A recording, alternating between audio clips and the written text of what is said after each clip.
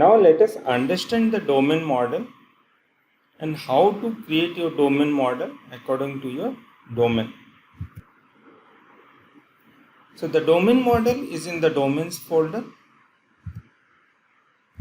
Let me go to the domain model.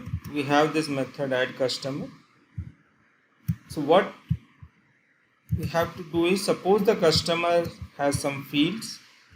So here you have three things, public, protected and private. Flex suggests you always use your protected field there. There is a reason behind that. We have another feature called core industry and client implementation. That time it is very handy when you have all your fields as protected instead of private if you go by DDD principles.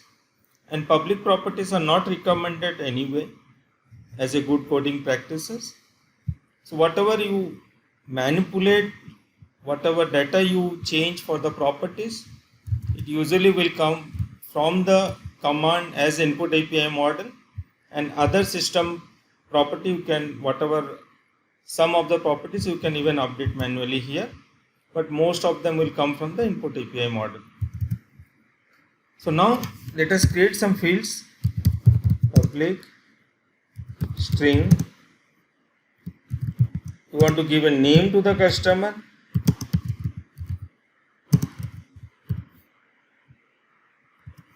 You want to give a date of birth.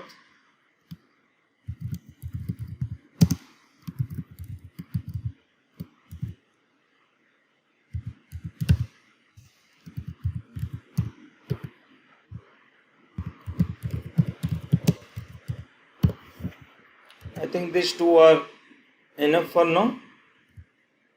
If you notice the domain model, the customer is inherited from domain model, which is a flex model, which is in turn a T-flex. So we have all the IDs created date, all the regular fields created for you. So now the properties are set.